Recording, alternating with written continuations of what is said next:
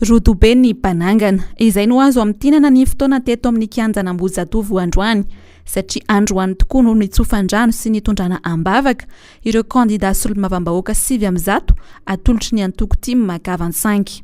Ny filompanorona ny antoko Marika Ravalomanana no tonga nitsodrano azy reto. Nanome toky hatrany ny tenany fa kandida miavaka ny antolotry ny antoko. Ho antsika avoaka malagasy sakanavaka. Ho avy alony fampelezan-kevitra izy ireo manomboka amin'ny herinandro ambony. Ny Tim Makavansanky ka mila fiarah-miasa, tonga miaraka fanombohana, miasa miaraka fahombiazana, vonona hiaro ny tombotsoanareo izy ireo ary mahafantatra tsara ny fahasarana mianjady ny vahoaka malagasy. Koa tongava manao rodobe amin'ny asa rehetra izay ombonana ataon'izy ireo. Ny antefa tamin'ireo kandida ihany koa ny filompanorona ny antoko Tim Makavansanky, ny mba anaovan'izy ireo ho laharam-pahamiaina ny vahoaka ary mba ho kandida vonona tokoa fa tsy ho mpanangatanana fotsiny ihany.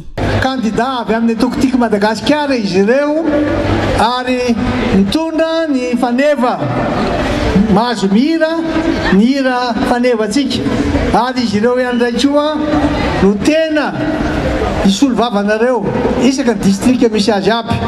Mitsodrano anareo aho ry kandida rehetra izay napetraka amin'ny toerany androany sady maniry koa ara maniry mba ho amponareo mandrakarivany ny fitiavana voaka malagasy ka anaraka le teny hoe tiako Madagasikara.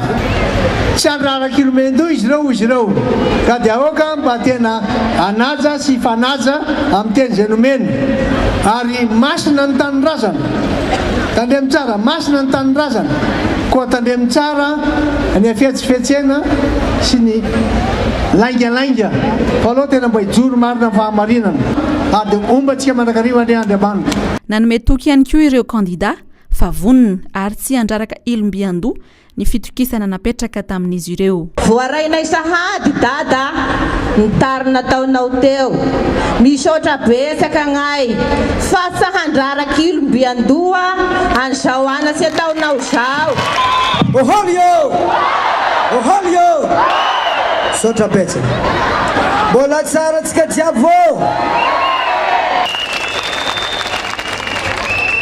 tsy ampitsangamenatra ny ray aman-drenitsika ny manolotry zahay reto ary voafaty hatrany amin'ny fakany ka hatramin'ny vololony raha oharina amin'ny ratsikakazo ireto kandida napetraky président reto. Tsy olo-mpona, tsy olo ny tsomponiny andalabe ny kandida Tim, fa olona voafantina hoy dada teo. Ho mpanao lalàna, mpanara-maso ny asan'ny gouvernemanta ary misy olo vava vahoaka. Tsy misy antoko afaka anara-maso ny asan'ny gouvernemanta zany afa-tsy ny antoko Tim. Sisan'izay ho pitazana sy mpanara-dreny rano fotsiny. Matokisa dada fa tena anona solom-bavambahoaka tanora sady bogosy koa tsika atao ny antoko Tim.